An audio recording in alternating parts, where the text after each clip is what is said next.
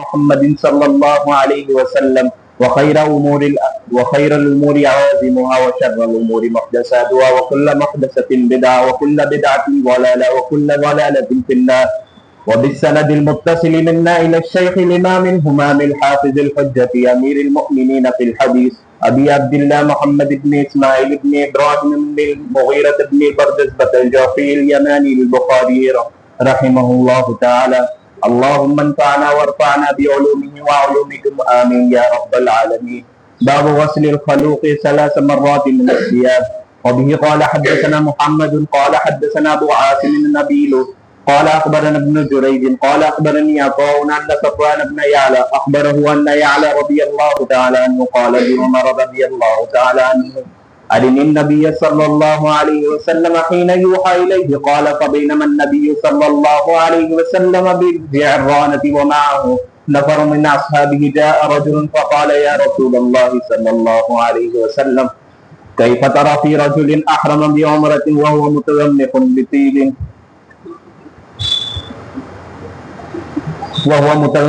بطيب فسكت النبي صلى الله عليه وسلم ساعة فجاءه الوحي فأشار عمر رضي الله تعالى عنه إلى يعلى رضي الله تعالى عنه وجاء يعلى رضي الله تعالى عنه على رسول الله صلى الله عليه وسلم ثوب قد أذل به فأدخل رأسه فإذا رسول الله صلى الله عليه وسلم محمر الوجه وهو يغط ثم سري عنه فقال أين الذي سأل عن العمرة فأتي برجل فقال اغسل الطيب الذي بك 3 مرات وانزع عنك الجبة واصنع في عمرتك كما تصنع في حجك. فقلت لعطاء إن أراد الإنقاء حين أمره أن يغسل 3 مرات فقال نعم. باب الطيب عند الإحرام. بسم الله الرحمن الرحيم الحمد لله رب العالمين والصلاة والسلام على سيد الأنبياء والمرسلين محمد وآلہ وصحبہ اجمعین اما بعد. مصنف رحمۃ اللہ علیہ نے باب قائم کیا باب الخلوق 3 مرات من الثياب. ثياب مانے کپڑے کے اوپر اگر کوئی خوشبو لگی ہوئی ہے جیسے مثلا خلوق جس کو ایک قسم کی حجم والی خوشبو کہی جاتی ہے اور وہ احرام میں تمہیں پہننا ہے تو اس کو اچھی طریقے سے دھو کے کپڑے کو پاک صاف کر لینا چاہیے.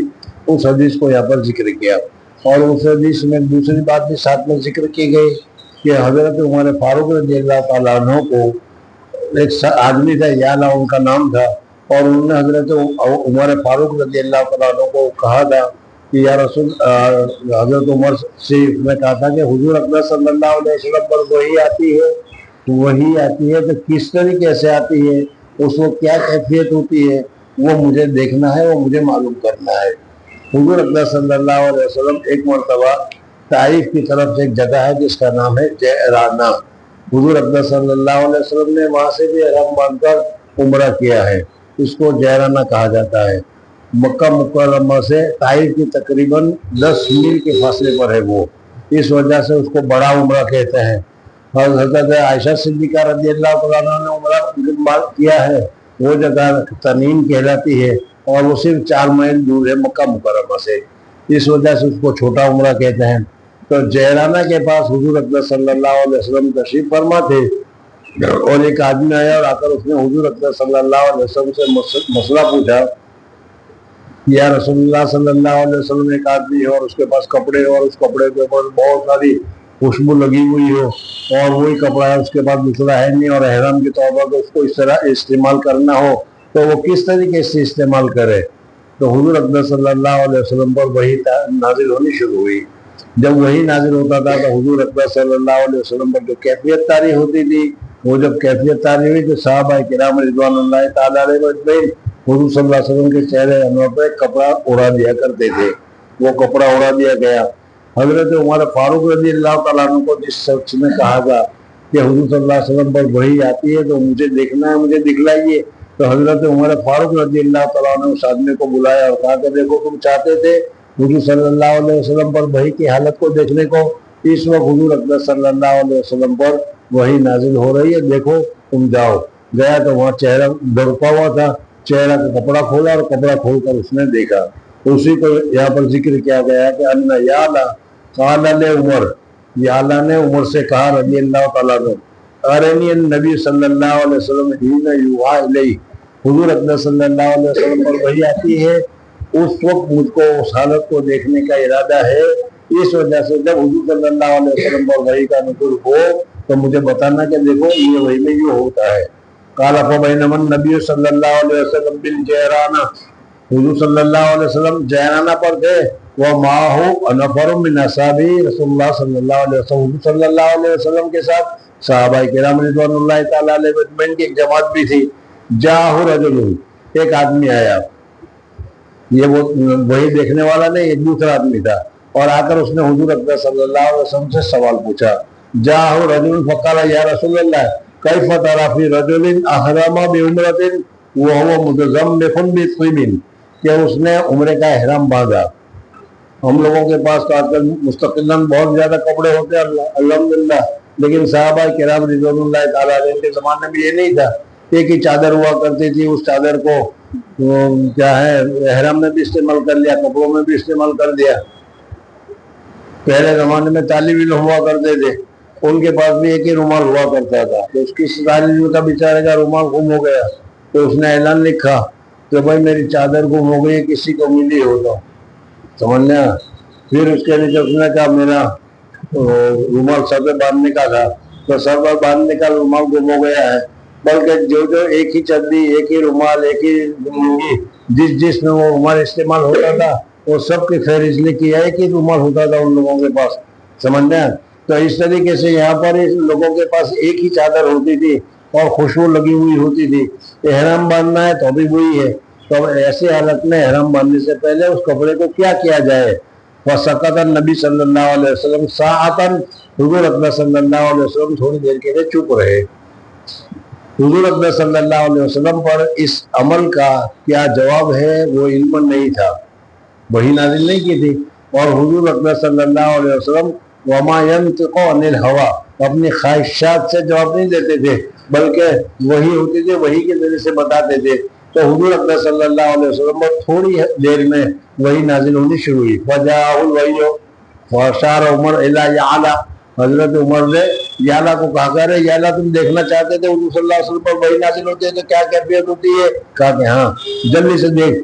فجاء یعلا علی رسول اللہ صلی اللہ علیہ وسلم صعود، میں نے بھی بتایا تھا کہ صحابہ کرام رضوان اللہ تعالیٰ علیہ مجمعین حضور اکرم صلی اللہ علیہ وسلم پر وحی نازل ہوتی تھی اور کپڑا اڑا دیا کرتے تھے۔ تب حضور صلی اللہ علیہ وسلم پر اس وقت وحی نازل ہو رہی تھی تو کپڑا اڑا دیا تھا۔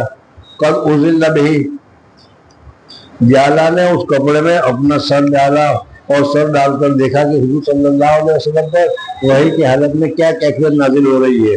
فاذا رسول اللہ صلی اللہ علیہ وسلم محمر الوجہ، حضور اکرم صلی اللہ علیہ وسلم کا چہرہ انور بالکل سرخ ہو گیا ہے وحی کی وجہ سے، وحی کی حالت کی وجہ سے۔ ثم سریانو، اور پھر اس کے بعد حضور اکرم صلی اللہ علیہ وسلم پر وہ حالت ختم ہو گئی، وہ حالت ختم ہو گئی تو نارمل ہو گئی، نارمل ہو گئی تو وہی آ گئی۔ اس لیے حضور صلی اللہ علیہ وسلم نے اس آدمی کو بلایا کہ بھائی ابھی جو آدمی سوال پوچھ رہا تھا کہ چادر خوشبو میں بھری ہوئی چادر ہے، اب اس کو کیا کروں؟ تو حضور اکرم صلی اللہ علیہ وسلم نے فرمایا کہ اس کو دھو کر پاک صاف کر لو، خوشبو نکال دو، اور پھر اس صورت میں چادر کو استعمال کرنا چاہتے ہو کر سکتے ہو۔ فقال ان الذی سأل عن العمرہ، ابھی عمرہ کے متعلق سوال کیا تھا وہ کہاں ہے؟ وہ ہوتی ہے رجل، اس آدمی کو لایا گیا۔ فقال اغسل الطیب، طیب اور خوشبو کو دھو لے جو کہ اس کے اوپر ہے، 3 مرتبہ دھو، صابون سے انکل جبہ، اور جبہ جو پہن رکھا ہے اس جبے کو نکال دو۔ وسنہ عمرت کا کما اسنو بھی حج کرو، حج میں جس طریقے سے کرتے ہو اس میں عمرے میں عمل کرو۔ جی باب الطيب عند الإحرام وما يلبس إذا أراد أن يحرم ويترجل ويدهن. وقال ابن عباس رضي الله تعالى عنهما يشم المحرم الريحان وينظر في المرآة ويتداوى بما يأكل الزيت والسمن. وقال اب احرام باندھنے والا ہے تو احرام باندھنے سے پہلے اگر بدن کے اوپر یا احرام کے کپڑے کے اوپر اگر یہ خوشبو لگا لینا چاہے تو خوشبو پہلے احرام کی حالت سے پہلے لگا لیتا ہے یا لگا سکتا ہے، لیکن اور پھر اس کو پہن لے۔ اب احرام کے بعد اس میں خوشبو آتی رہے تو آتی رہے، اس لیے کہ احرام کے بعد تو اس نے نہیں لگایا، تو پہلے لگا لینا چاہے تو لگا سکتا ہے، بدن کے اوپر لگا لینا چاہے تو بدن پر لگا سکتا ہے، تو اور کیا ہے کپڑے پر لگا لینا چاہتے ہیں خوشبو عطر وغیرہ تو یہ لگا سکتے ہیں، اور لگانے کے بعد پہن لو، پہننے کے بعد پھر اپنے احرام کی نیت باندھ لی۔ اب احرام کی نیت کے بعد تلبیہ پڑھنے کے بعد اب پھر جو ہے بدن کے اوپر یا کپڑے کے اوپر خوشبو وغیرہ لگانا جائز نہیں ہے۔ لیکن اس کے علاوہ الطیب عند الاحرام وما یلبس، اور جو کہ پہنتے ہو، اذا اراد ان یحرم، جب کہ احرام میں اس کپڑے کو پہننے کا ارادہ ہے تو اس کے اوپر اگر خوشبو لگا لو گے تو خوشبو لگانا درست ہے۔ وَيَتَرَجَّلْ وَيُدَحِّنْ، ترجل کے معنی ہے کنگھی کرنے کے، سمجھنا احرام کے بعد وہ کنگھی کرنا یا سر میں تیل لگانا وغیرہ جائز نہیں ہے۔ اس وجہ سے اس سے پہلے ہی اگر تم اپنے سر میں تیل لگا لو یا کیا ہے کنگھی کر لو تو کنگھی کرنا جائز ہے۔ حضرت عباس رضی اللہ تعالیٰ عنہ فرماتے ہیں کہ اگر پھل کی خوشبو سونگھنی ہے، آم کی اس کی خوشبو آتی ہے، یا اس کے علاوہ دوسرے فروٹ بھی ہوتے ہیں جو خوشبودار ہوتے ہیں، تو یہ خوشبو لگانا احرام کے لیے منع ہے۔ لیکن محرم آدمی اگر فروٹ کی خوشبو سونگھتا ہے تو فروٹ کی خوشبو سونگھنا اس کے لیے جائز اور درست ہے۔ قال ابن عباس یشم المحرم الریحان، ریحان کی خوشبو سونگھ سکتا ہے۔ اور اسی طریقے سے اگر آئینے میں دیکھنا چاہے تو آئینے میں بھی دیکھ سکتا ہے، دوا پینا چاہے تو دوا بھی پی سکتا ہے، اور ایسی دوا کا استعمال کرنا کہ جس میں تیل استعمال ہوا ہو، اس تیل والی دوا بھی پی سکتا ہو، اور کیا گھی والی دوا یہ ہے وہ بھی پی سکتے ہو، یعنی ویسی چیزیں دوائی کے طور پر اگر استعمال کرنا چاہتے ہو تو کر سکتے ہو۔ وقال عطاء يتختم ويلبس الهميان، ہمیان یعنی پٹا کہتے ہیں، جو پٹا جیسے پیسے کے لیے گلے باندھا جاتا ہے اس کو عربی میں ہمیان کہا جاتا ہے، انگلش میں اگر اس کو پٹا کہتے ہیں۔ تو اگر پیسے کے لیے پاسپورٹ کے رکھنے کے لیے یا کسی ایسی دوسری چیز کے لیے اگر کوئی پٹا باندھ دیا جائے اور اس میں یہ چیزیں رکھی جائے تو یہ رکھنا جائز ہے جی۔ وطاف ابن عمر رضی اللہ تعالی عنہما وهو محرم، حضرت عبداللہ بن عمر رضی اللہ تعالیٰ عنہ نے اپنے پیٹ کے اوپر پٹا باندھ رکھا تھا اور اس پیٹ کے پٹے کے اوپر اس میں اپنی ضرورت کی چیزیں رکھ رکھی تھی۔ اللہ بطنہ بثوب، وقد حزم على بطنه بثوب ولم تر عائشة رضی اللہ تعالی عنہ بالتبیان بأسا، بالتبان بأسا، تبان کے میں بھی کوئی ایسا جیکٹ پہنا جائے، ہینڈ لگیج رکھا جائے جس میں عورتیں چھوٹا سا رکھتا ہے، اس طریقے سے رکھا جائے، سامان رکھا جائے تو اس میں بھی کوئی ممانعت نہیں ہے۔ قال ابو عبد الله رحمه الله تعالى تعني للذين يرحلون هودجها. وبه قال حدثنا محمد بن يوسف قال حدثنا سفيان عن منصور عن سعيد بن جبير قال كان ابن عمر رضي الله تعالى عنهما يدهن بالزيت فذكرته لإبراهيم قال ما تصنع بقوله. وبه قال حدثني الأسود عن عائشة رضي الله تعالى عنها قالت كأني أنظر، احرام سے پہلے اگر سر میں تیل لگا لیا گیا ہو اور وہ تیل کچھ دن کے لیے کچھ دیر کے لیے اگر رہے، سر میں دکھلائی دے چمک رہا ہے تو اس سے کوئی حرج کی بات نہیں، احرام کے بعد تیل لگانا جائز نہیں ہے جی۔ وبه قال حدثني الأسود عن عائشة رضي الله تعالى عنها قالت كأني أنظر إلى وبيس الطيب في مفارق رسول الله صلى الله عليه وسلم وهو محرم. وبه قال حدثنا عبد الله بن يوسف قال أخبرنا مالك عن عبد الرحمن بن القاسم عن أبيه عن عائشة رضي الله تعالى عنها زوج النبي صلى الله عليه وسلم قالت، حضرت عائشہ صدیقہ رضی اللہ تعالیٰ عنہ فرماتے ہیں کہ میں حضور اکرم صلی اللہ علیہ وسلم کو، حضور اکرم صلی اللہ علیہ وسلم کے احرام باندھنے سے پہلے اور جب حضور اکرم صلی اللہ علیہ وسلم احرام سے فارغ ہو جاتے تھے تو احرام سے فارغ ہونے کے بعد خوشبو لگایا کرتی تھی۔ تو معلوم ہوا کہ احرام باندھنے سے پہلے خوشبو لگانا جائز ہے، احرام سے فارغ ہونے کے بعد خوشبو لگانا جائز ہے جی۔ كنت طيب رسول الله صلى الله عليه وسلم لإحرامه حين يحرم ولحله قبل أن يطوف بالبيت. باب من أحل ملبدا، ملبد کہتے ہیں بالوں کو جما دینا، کیونکہ کچھ ایسی چیز ہوتی ہے تم نے ایسا دیکھا ہوگا جیسے سیکھ وغیرہ بھی اپنے بال کو اس طریقے سے گون وغیرہ کسی چیز کے چپکا دیتے ہیں جس کی وجہ سے اڑتے نہیں ہیں۔ تو چونکہ احرام کی حالت میں کنگھی وغیرہ کرنا جائز نہیں ہے، بال کھلے ہوئے اچھے نہیں لگتے، اس لیے اگر تلبیت کر دی جائے تو چپکا دیا جائے تو یہ چپکا دینا جائز اور درست ہے جی۔ حدثنا أصبه قال أخبرنا ابن وهب عن يونس عن ابن شهاب عن سالم عن أبيه رضي الله تعالى عنه قال سمعت رسول الله صلى الله عليه وسلم يحل ملبدا باب الإحلال. حضور صلی اللہ علیہ وسلم نے بالوں کو کیا ہے چپکا دیا تھا تاکہ احرام نہ ہونے کی وجہ سے سر کھلا رہے اور بال پھول کر بکھرے ہوئے بال اچھے نہ لگے اس وجہ سے. جی باب الإحلال عند مسجد مدینہ منورہ کا جو میقات ہے وہ ذوالحلیفہ ہے، مکہ مدینہ منورہ سے 4 میل دور، اور وہاں سے لے کر مکہ مکرمہ تک 200 کلومیٹر کا تقریباً فائدہ ہے، دوری ہے. یعنی حضور اقدس صلی اللہ علیہ وسلم کے رہنے والے، حضور اقدس صلی اللہ علیہ وسلم کا مقام، حضور اقدس صلی اللہ علیہ وسلم کا جگہ اور احترام کی وجہ سے ان لوگوں کا میقات سب سے زیادہ ہے. سمجھنا ہے بڑے حضرات ہے اور بڑے حضرات کے لیے بڑے احکامات ہوتے ہیں. تو اسی طریقے سے مدینہ منورہ والے جو ہے ان کے جو احرام ہے وہ ذی الحجہ سے ہوگا، اس کو ذی الحجہ سے باندھنا پڑے گا. جی بیر علی پہلے کہتے تھے، وہاں ایک کنواں تھا بیر علی کی وجہ سے، لیکن اب تو وہاں پر بہت بڑی تعمیر مسجد اور مسجد کے ساتھ کمرے وغیرہ تعمیر کر دیے گئے ہیں جس میں غسل خانے اور وضو خانے وغیرہ سب کچھ موجود ہے. سب وہیں سے احرام باندھ کر مکہ مکرمہ کی طرف چلتے ہیں. جی حدثنا علي بن عبد الله قال حدثنا سفيان قال حدثنا موسى بن عقبة قال سمعت سالم بن عبد الله قال سمعت ابن عمر رضي الله تعالى عنهما قال حدثنا عبد الله بن مسلمة عن مالك عن موسى بن عقبة عن سالم بن عبد الله أنه سمع أباه رضی اللہ تعالیٰ عنہ یقول ما احل رسول اللہ. حضور اکبر صلی اللہ علیہ وسلم نے مسجد نبوی سے، حالانکہ مسجد نبوی کی فضیلت بہت زیادہ ہے، لیکن مسجد نبوی سے حضور صلی اللہ علیہ وسلم نے احرام نہیں باندھا. احرام حضور صلی اللہ علیہ وسلم نے باندھا ہے، ذوالحلیفہ سے باندھا ہے. جی ما احل رسول اللہ صلی اللہ علیہ وسلم الا من عند المسجد یعنی مسجد ذی الحلیفہ. باب ما لا يلبس المحرم من الثياب. محرم کیا پہننے کا، پہننے کی چیز کیا ہوگی؟ ایک تو لنگی ہوگی جو کیا ہے اس کا سطر کو چھپانے والی ہوگی، اور ایک چادر ہوگی جو بدن کو ڈھانپنے والی ہوگی.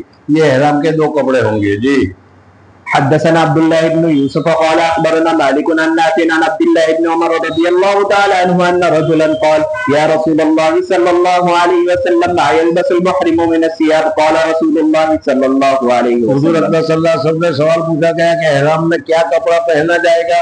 کپڑے پہننے تو بہت ہے، اس لیے سارے اس کو گھیرنا مشکل ہے. اس وجہ سے حضور اکبر صلی اللہ علیہ وسلم نے احرام میں کون سے کپڑے پہننا ناجائز ہے وہ مختصر ہے، وہ چند ہے. اس وجہ سے حضور صلی اللہ علیہ وسلم نے پوچھا تو کیا پہنے، لیکن حضور صلی اللہ علیہ وسلم نے جواب دیا یہ نہ پہنے، یہ نہ پہنے، یہ نہ پہنے، یہ نہ پہنے. جی قال رسول اللہ صلی اللہ علیہ وسلم لا يلبس القميص ولا العمائم ولا السراويلات ولا البرانس ولا الخفاف الا احد لا يجد النعلين فليلبس خفين. اگر کسی کے پاس جوتے نہ ہو تو اس صورت میں اس نے خفین پہنے ہو، پہن سکتا ہے، لیکن خفین کو کاٹ دینا پڑے گا. خفین اپنی اصلی حالت پر باقی نہیں رہے گا، اس کو چپات کی طرح یا کیا جوتے کی شکل دے دینی پڑے گی. جی فليلبس خفين وليقطعهما اسفل من الكعبين ولا تلبس من الثياب شيئا مسه زعفران او ورس.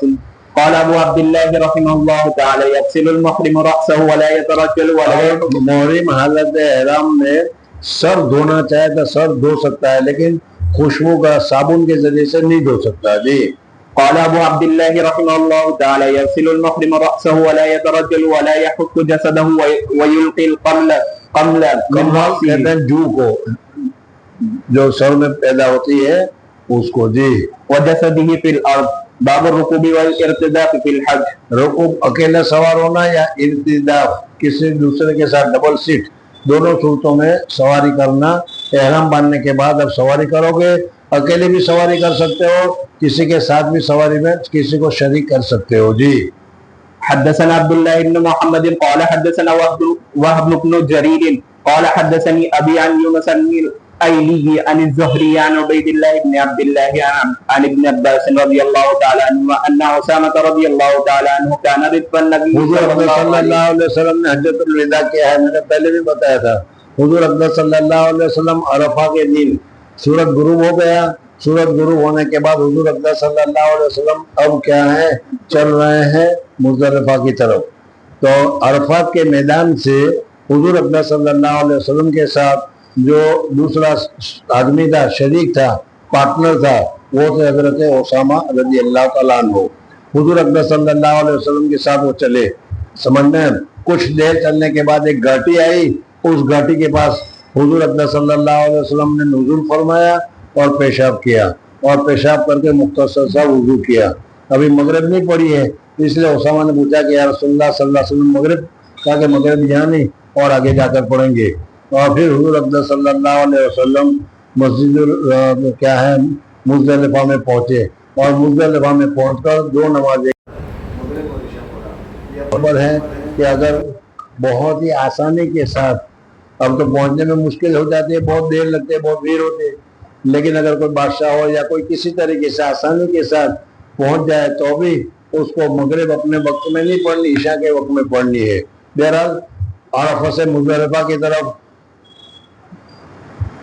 عن ابن عباس رضي الله تعالى عنهما أن أسامة رضي الله تعالى عنه كان رفق النبي صلى الله عليه وسلم من عرفة إلى المزدلفة ثم أردف الفضل من المزدلفة उसके बाद जब मुज़दलिफ़ा में रात गुजारी और रात गुजारने के बाद फजर की नमाज पढ़ी, और फजर की नमाज पढ़ने के बाद मुज़दलिफ़ा से अब मीना की तरफ जाना है। अब 10वीं तारीख